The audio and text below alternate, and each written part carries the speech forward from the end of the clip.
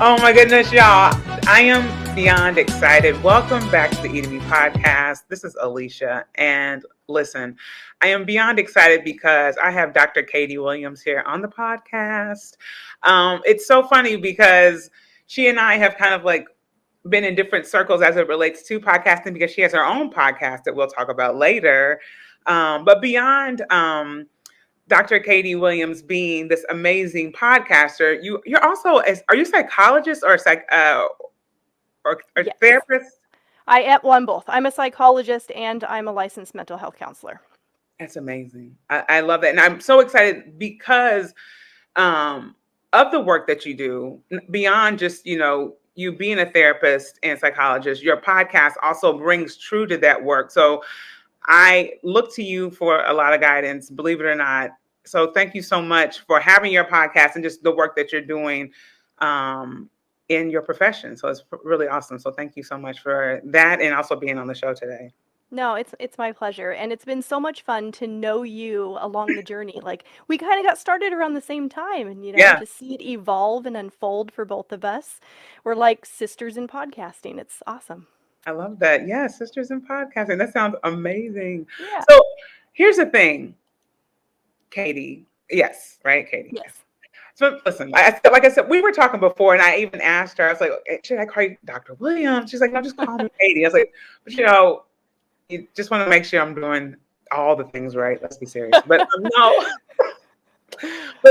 no. So Katie, I was just interested. I always ask people, at the start, like, what got you into the mental health profession? Like, was there one thing in particular that was like, okay, this is my calling by way of whatever experience? Like, how did you get to this point to think about being a mental health professional? There was a point that you're Mhm. talking about. It happened for me. I was in undergrad school and I was designated major as pre-dental. I was going to be an orthodontist when I grew No up. way. Yeah, and that's probably why I appreciate your smile so much. Oh, thank you. But then I took a psychology course as an Mhm. elective, and I was like, this is so interesting to me. And Mm, I just wanted to pursue more knowledge about understanding what makes people tick. What is it about human nature? mhm. And that's kind of what drove me into psychology. And then along the way with learning psychology, I leaned toward counseling just because I thought that that would be a good profession with my personality. Yeah. I wanted to help people. I feel like I establish rapport well with people. I care a lot. And so that was the way that I ended up going once I got into actually the major of psychology. And then I Mm. focused more on counseling and mental health. No, I love that. And it's so interesting to like always like ask this question and just hear like where people like where the origins started and then like where they are now Yeah. in like their profession. So now do you have a certain like specialty or is it like general work?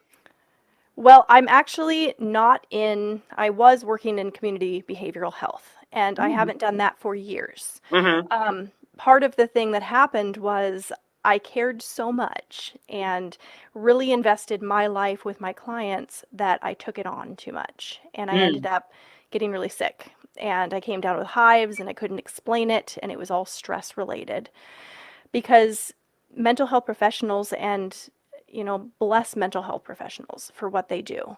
Right. They have to have good boundaries, and I don't think I did. I think I was too invested in the care of others to the point where I was taking it on. So I haven't been doing that work for a long time. I do more of a one-on-one kind of coaching type thing now where I work with people and I focus more on law of attraction and spirituality, which I think Mm. is the piece that brings it all together for people. If we can come at things from a spiritual perspective, I think that's the best way for me to help somebody. No, I love that. And I love the fact that and thank you for being so vulnerable and just sharing that about you stepping away from like the clinical aspect of it and then like focusing now more on basically like what's kind of like your passion as it relates to helping people in the mental health realm. Because I resonate with that because I'm a pediatric nurse practitioner And when I was working in the clinics, that was me. I was so invested in my patients. I was to the point where, I mean, I was beyond burnt out. And then when COVID hit, it just, escalated everything. And I had to have a long talk with myself. And it was like, you are causing yourself to just become very ill. Um, I pulled myself out before that happened because I mean, also I have multiple sclerosis. So I knew I couldn't afford to continue on the way that I was. So I also had to step out of that. So I completely understand what that looks like because you want the best. And it's like sometimes you're fighting against a system that is just, it is what it is, right? Absolutely. Yeah. But I love the fact that you also brought up the whole idea around law of attraction because we were talking earlier and you were saying that law of attraction as it relates to, and I could be saying this wrong, so correct me if I'm wrong, as it relates to how we eat in terms of diet and managing ourselves in a way of seeking more of a, I feel like a positive outlook on how we're eating as opposed to finding like focusing more on the bad or even just categorizing things or as good or bad when it comes to food and not allowing ourselves to just have grace around, practicing eating in a way that works for our bodies. Is that kind of, yeah. Absolutely. No, I agree with that. Like, even with my kids, they're 7 and 5, and they go to school and they learn what is healthy food and what isn't healthy food. Mm, And it's established already.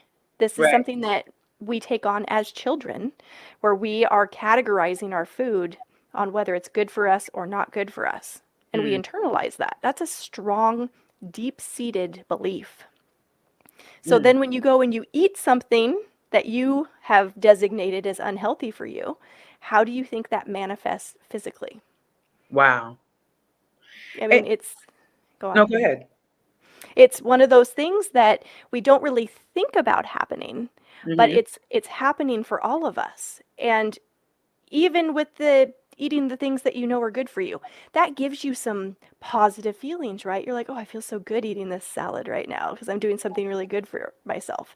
But you Right. could do that with pizza.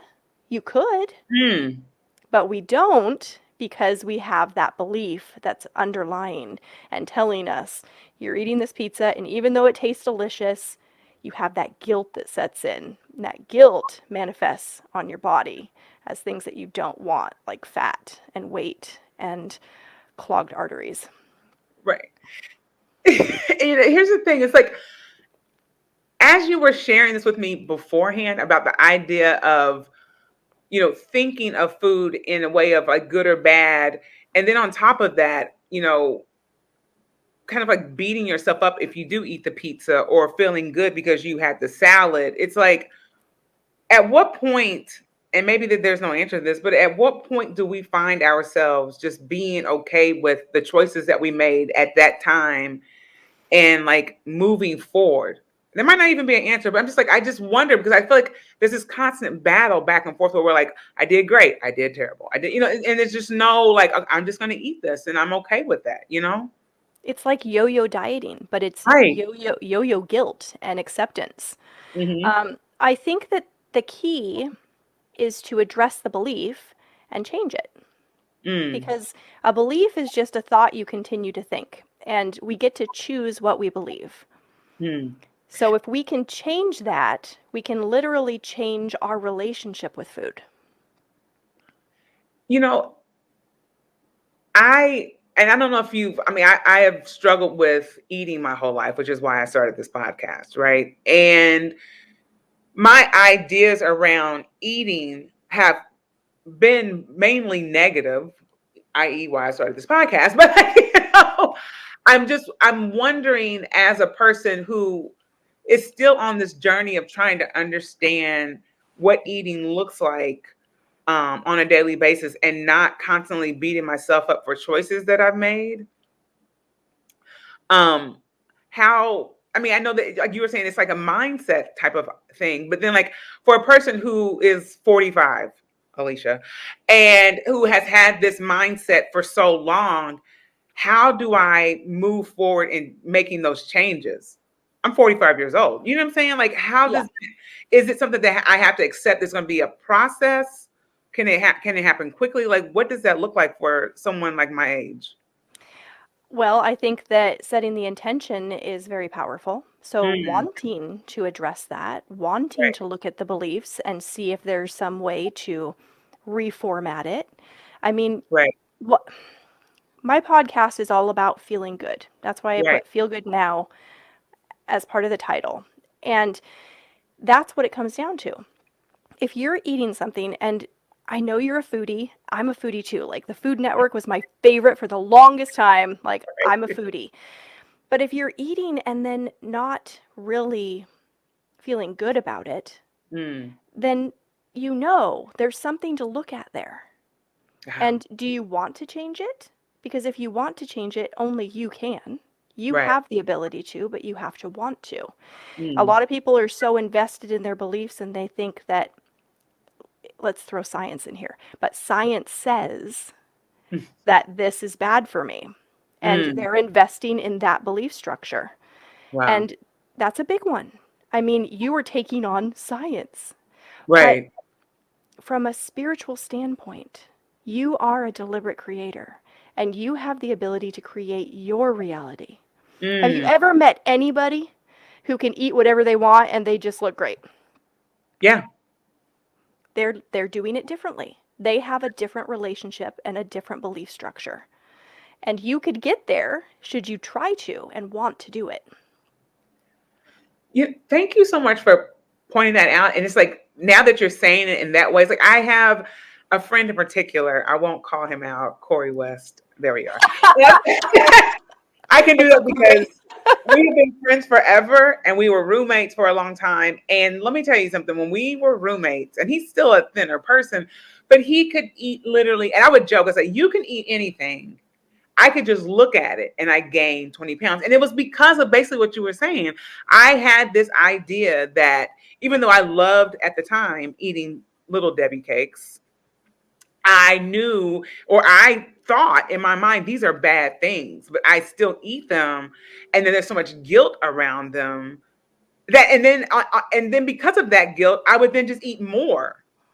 Like, have you seen that type of like?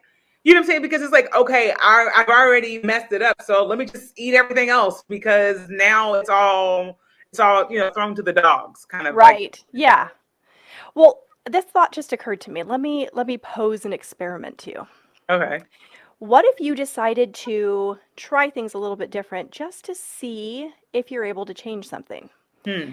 What if you decided, I'm going to really, really eat my food in a mindful way to where I'm enjoying it so much that there's no room for guilt or shame. I'm Mm. just going to allow myself this period of time, give it, I don't know, a couple days, where you're going to eat what you want when you want and really feel into the moment of enjoying it. Because Mm. food is meant to be enjoyed. This is supposed to be an experience for you.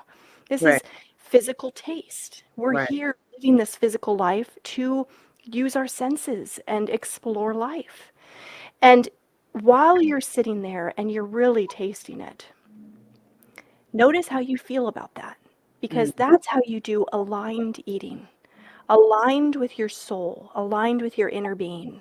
And Mm. anytime you're aligned spiritually with your higher self, you can't have bad outcomes.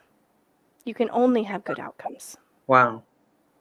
That is beyond profound. And it's like, I'm also wondering too, as you were saying that, I was like, I wonder how many people are even in a space to understand like that not only is food meant to be enjoyed, but that we must align with the fact that this whole experience that we're having, this whole human experience is meant to be enjoyed. Like I don't giving like the people that you're working with now, especially on the spiritual side, do a lot of people that start out with you even recognize that there's a spiritual component that is like guiding them not only just in their day to day but even when it comes to eating? Like, do they normally come to you knowing that, or is that something they have to kind of like figure out as they work with you?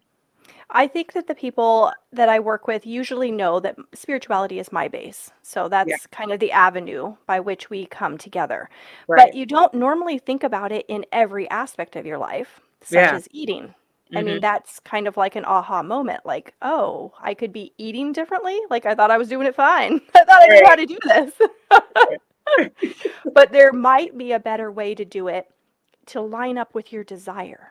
And Mm, your desire is to be strong and fit and healthy and feel good in your body, right. to appreciate your body and the way you look and feel in it.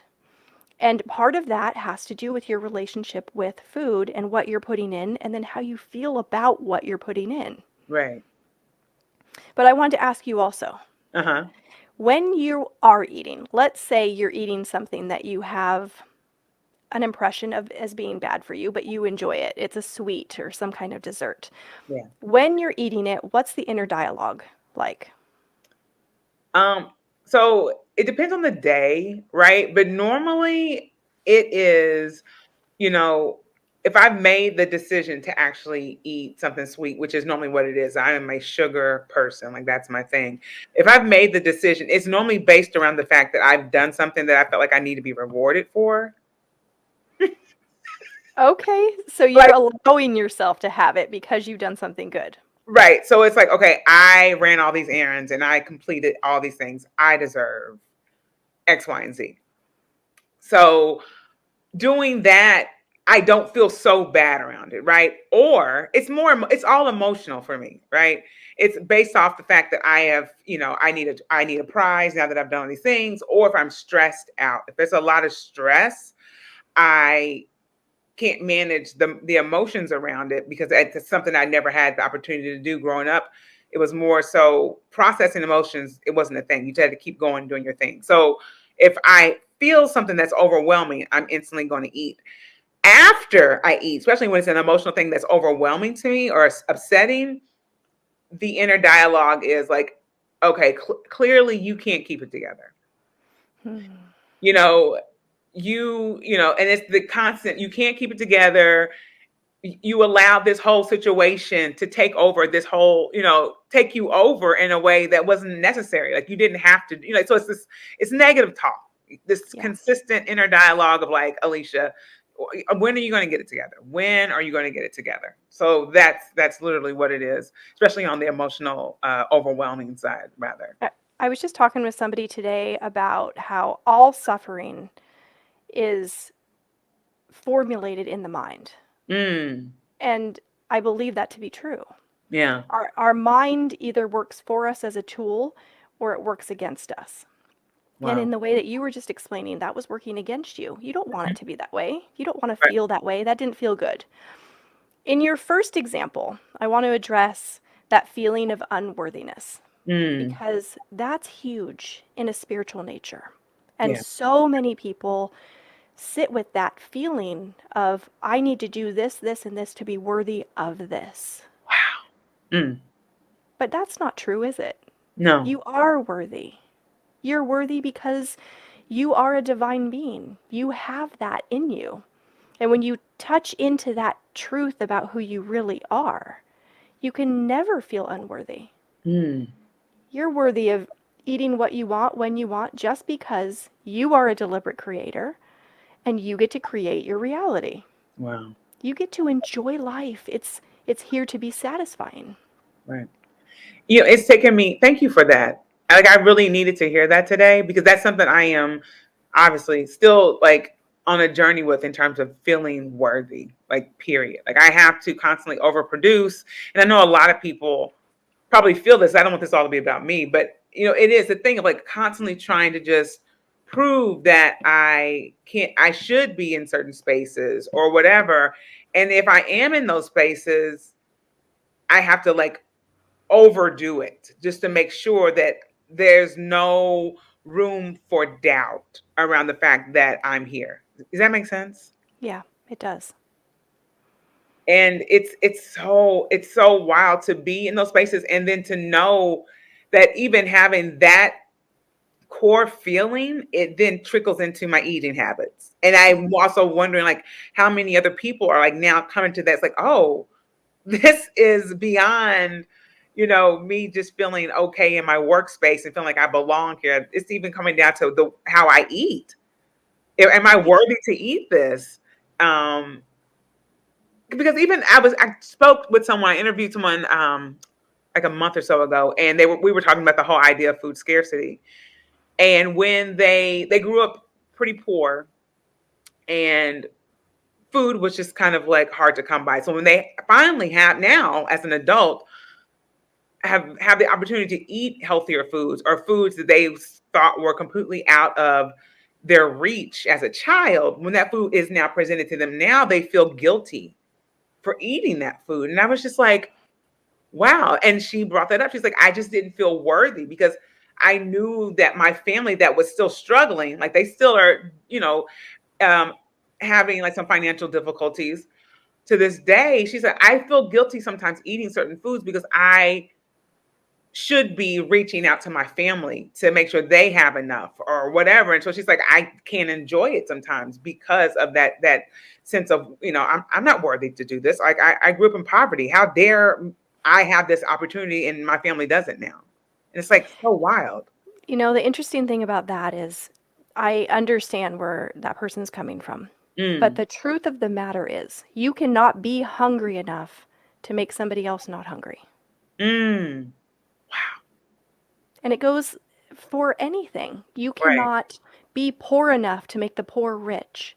You cannot be healthy enough to make the ill healthy. right. When we sacrifice ourselves in that way, all we're doing is lowering our vibration. Yeah, But the best thing that we can do for others is to be an example of what is possible right. and live that life. And I love that. And it's so funny because going through so Katie and you went through the podcasting with Kathy Heller, right? I just did the boot camp. The boot camp. Okay. I did. I also did another program with her. And what I will say about Kathy Heller is that she is an inspiration in many ways as it relates to living your life to be an example to those that are either in your life or maybe someone's just kind of like watching you from the sidelines like, wow, how are they, doing all these wonderful things. And that's one thing I can like say about her when it comes to living a life that is celebrated and she wants to bring other people along to show like this is possible as long as not as long as, but this type of life, it's possible. There are things that you have to do in order to make it happen. But it was so beautiful, just like being a part of her different programs and just seeing like where she's come from and like how she has now progressed in her life, and then other people that I have also followed as well and done.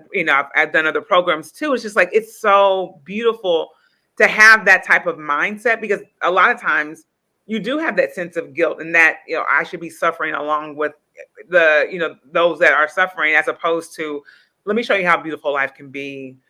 And not only can it be beautiful for me, it can also be beautiful for you as well. Yes, absolutely. Well, we want to look to those examples. So, Right. really, people want that. They want to feel inspired. And Kathy is a great example of that. She actually speaks about things on her podcast similar to what I speak about. She's an Mhm. Abraham Hicks follower, Right. and she follows law of attraction and she's practicing that. She's a deliberate creator and she talks about energy and lining up with it. And so, Right. she's a great example of somebody who envisioned this wonderful life for herself and then lined up with it and made it happen. She Right. created it.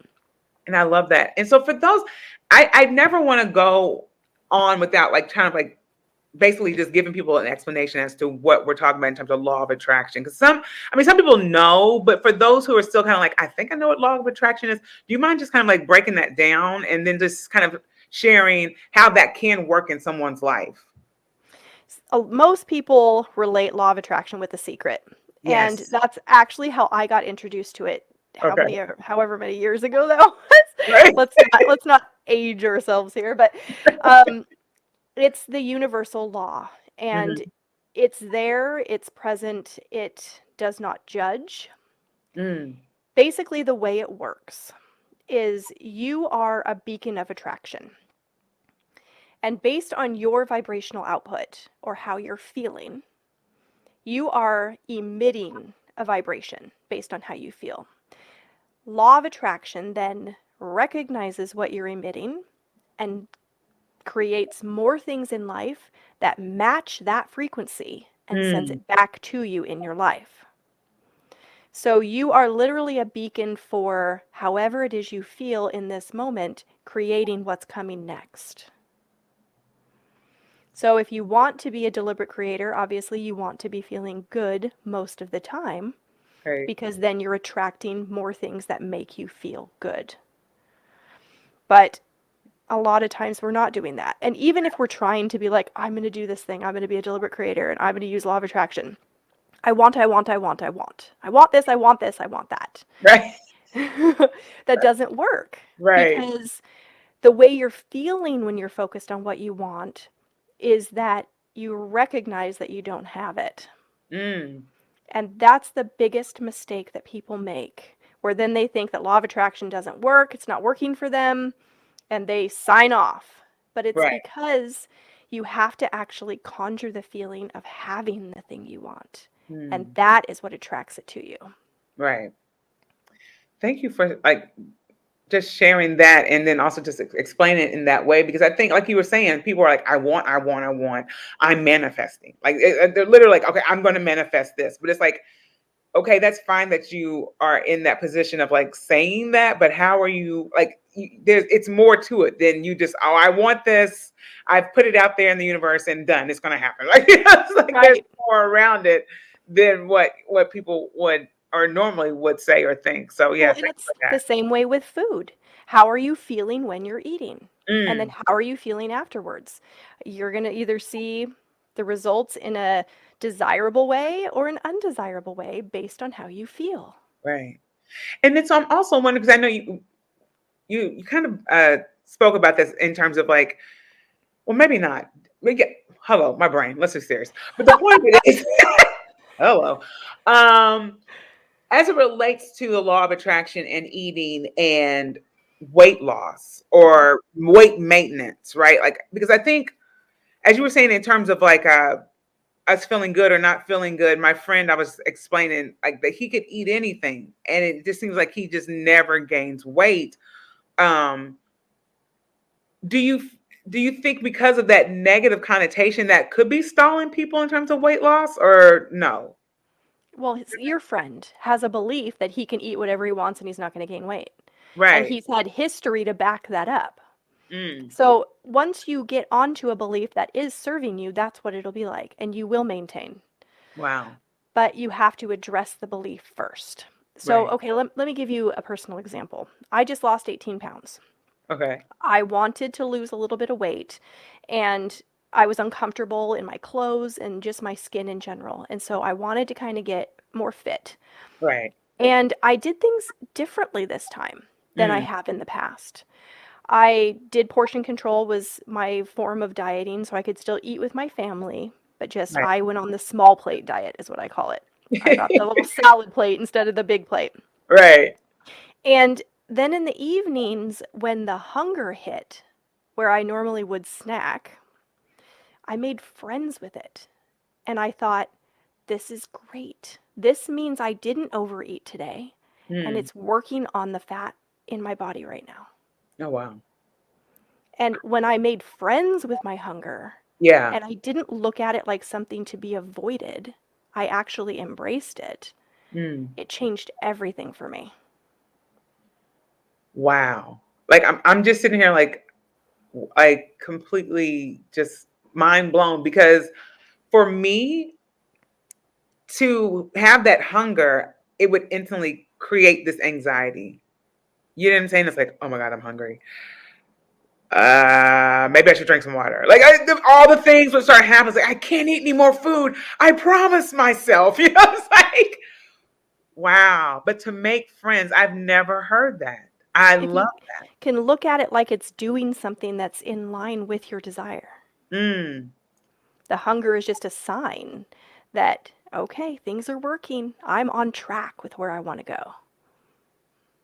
wow. Like, and that's that mind shift that you were talking about. Like in real time, I'm like, my wheels are turning in my head. It's like, oh, there it is. Like that's the mindset shift that you were just basically talking about at the start of this episode, because it's like, it's one thing to say, oh, you need to change your mind, right? But then it's like, how? And that's a perfect example. It's like, oh, I am seeing this as a positive thing, as opposed to, like I said, I will start spiraling and like all the things are going to just fall apart. And it's like, oh no, then before I know it, I've eaten like 20 Oreos because I haven't really taken the time to, allow myself to have some, positivity around the whole situation. That's beautiful. Right. I love that. Well, and if we think about it, hunger is an anticipation, right?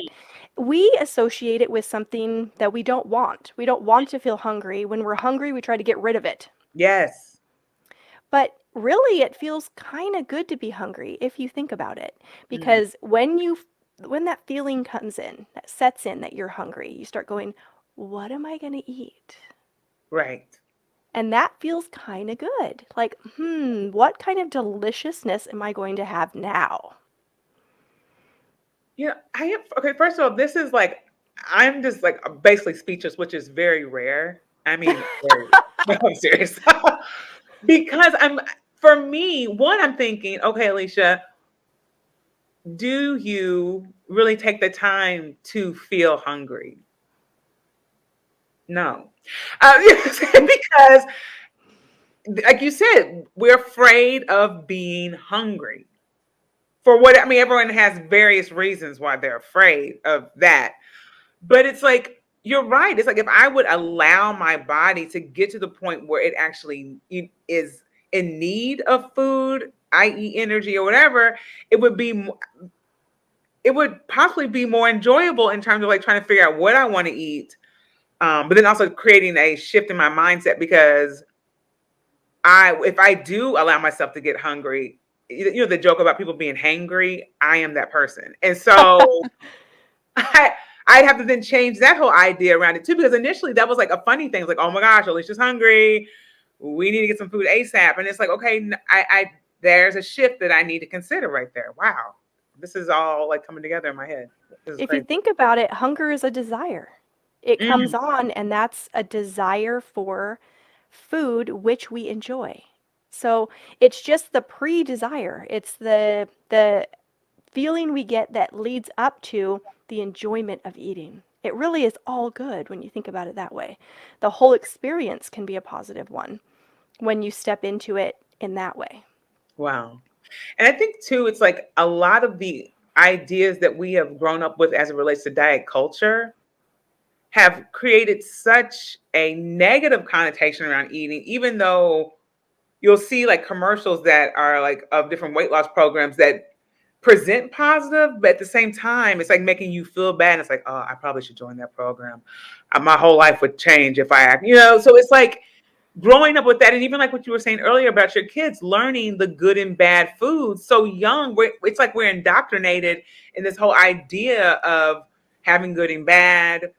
Are we doing good, or are we doing, a terrible job at managing our food? So it's like, yikes, it's wild but it's like you said, it's just taking that time to set your intentions on a positive turn on this, as opposed to just staying in what we've been conditioned to think for all this time. Well, and let's throw age in there, right? Age Yeah. plays a part with food and dieting Yeah. because when I was in high school, I was eating french fries for lunch Yeah. every day, and I didn't have to worry about it.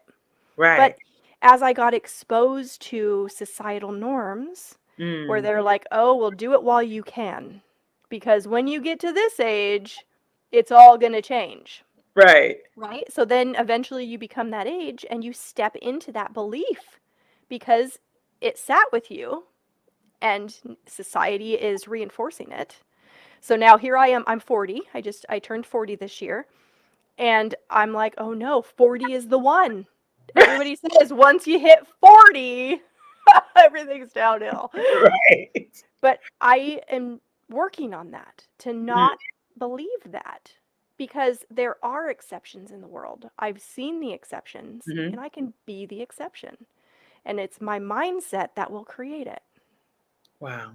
And you're so right, because like every once in a while you'll see like different like advertisements or things on social media where you'll see like a 70, 80-year-old person looking amazing, and at maybe at their optimal like health, just living their best lives and just very healthy. And it's like you've quote unquote beat the odds as it relates to what we have been told that like once you hit that age, it's like just forget it. Like there's no more opportunity for me. And wow, yeah, that is wild. In one way, aging to that age has a benefit for you with your beliefs because what Mm, happens as you get older, you stop caring what other people think. And you're yes. like, whatever, I'm just going to believe what I believe. I'm going to do what I want. And you stop worrying about other people. And Yeah. so there is that that's kind of helping you as you step into that. But this midlife thing, this is the one where it's rickety. It is wild. And I will say this is completely off the subject, but like I do feel like once I turned like, I don't know, maybe like 43 or something, I was like, I don't know what I'm doing. Like at one point in my life, I thought I knew everything. Like I was like, okay, yeah, I've got it all figured out. I'm going to be a nurse practitioner. I've got this, I'm doing that, blah, blah. And the 40s it's been an amazing time.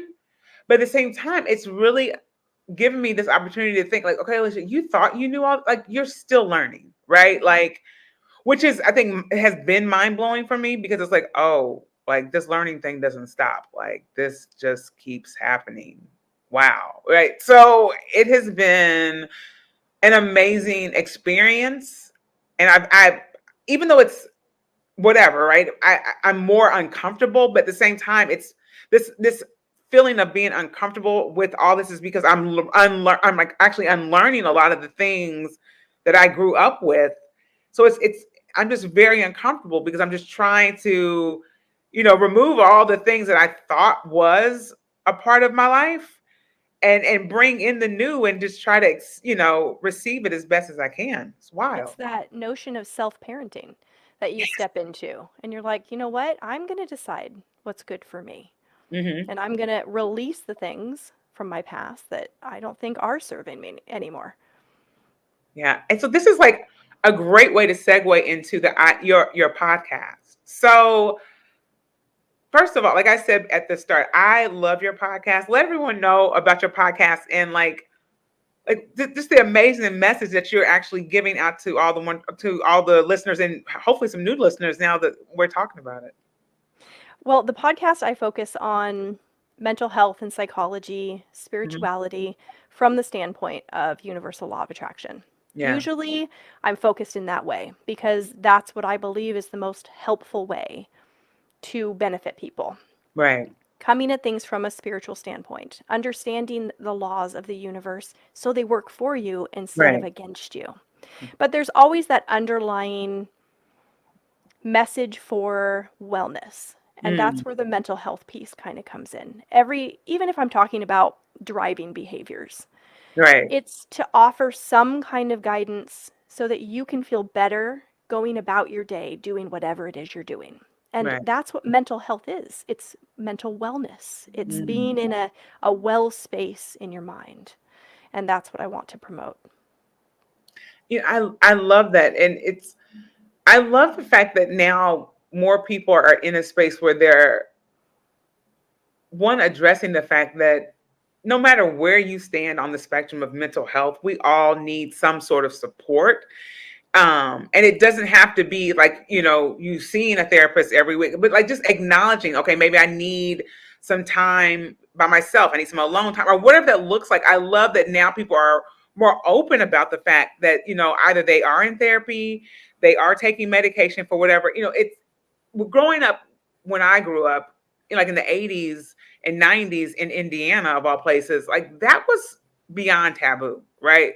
You didn't talk about mental health. And if you did, it was because, unfortunately, where I'm from, a lot of people it was like they've either completed suicide or they've attempted it or they've been hospitalized. And it was just like, this horrible thing. And that's the only time mental health would come up. Um, so there was never any preventative talks around it. And so I love the fact that this is where we are trying to prevent things as opposed to, rushing in for the crisis and trying Mhm. to put the pieces together. I feel like right now it's not perfect, but we're in a better place than obviously than the 80s and 90s. No, I agree. I think the stigma is still present, but Hmm. it's decreased quite a Right. bit. It's not so terrible when you tell somebody you're in therapy, they don't go, "Oh, are you crazy?" Right. It's kind of like, "Oh, well, good for you." Hmm. You know, mental wellness should be categorized the same as physical wellness. Right. Nobody gives you a hard time for going to the doctor because your knee hurts. Right. But at the same time, I did want to say that though I think it's good to seek help when you feel like you want some support, Hmm. that I truly believe that everybody has the guidance they need within themselves, and they Mm. really don't need anybody else. Wow. And tuning into self is the place where all answers come through. Yeah. Your intuition is a powerful resource of communication for you. And that is what I encourage. I love that. Like that just completely like just like my body just got warm. It was like an expansion that just took place there because a lot of times we are just looking for the external and hoping that that's going to give us the answers. And then a lot of times because of that, we're just running here, we're running there. Like we're just kind of running ourselves ragged trying to find the answers. And it's like, just be quiet, be still with yourself, and just really trust that it's there within you. I love that. Oh my gosh, I love that. So before we go, you were also telling me you have a Patreon, right? People have got to get hooked up here. So tell us about this. Yes, I do have a Patreon. It's got 3-tier membership options. Hmm. They range in price, and depending on which tier you choose, I do have a lottery for a free one-on-one session with me, which I pull every month. So if you wanted to work with me, that's one way to do it. Uh-huh. Or you can find me on my website, drwilliamspodcast.com, and you can set up a free consult there to see if we would be a good fit for using law of attraction applied to your life specifically to help you get exactly what you want. I love that. And this has been amazing. Like seriously. And like I said, I have been listening to your podcast and it has really helped in so many ways. So you're doing amazing work, hands down. So thank you so much for what you are doing and as a podcaster and even, providing just services as a therapist and coach. Like thank you. Just thank you. Well, I appreciate that you appreciate it, and I appreciate you too. And I have to tell you that your pictures on social media make my mouth water. So, I mean, you got it going on. It looks delicious. Thank you. Thank you so much. I actually am just still I normally have like a on like once or twice a month I'll cook plant-based food on Mondays and I share that. So hopefully I can get that going again. I'm in the process of doing a show as well. So it's so many things going on. But yeah, so thank you so much about that. Yeah, I'm hoping to post more food out there for folks to learn how to, cook plant-based and all that. So in time, we'll see it Yeah, all come together. all good things. Right. But before we go, please let everyone know where they can find you. And just any other information you want to share before we say goodbye. Well, see you later. I don't like saying goodbye. I'm on all the social media platforms: Facebook, Instagram, TikTok, YouTube. And there's my website, drwilliamspodcast.com. And those are all the ways to get in touch with me. And just a closing message. My advice to all of you is to go forth and eat and enjoy every bite. I love that. And so you heard from Dr. Williams. Enjoy your food, enjoy it, and do your best to, get this idea around food, the good or bad. Let's do our best to just enjoy where we are and enjoy this human experience, because not everyone has that opportunity. So we are here and we just have to enjoy it as best as we can. Thank you, Katie. This was amazing. Thank you so much. It Like was my pleasure, Alicia. Thank oh, you. you are so welcome. Y'all, this was great. Thank y'all for listening to this week's episode of the Eat Me podcast. I will see y'all next week. Thank you again. This was great.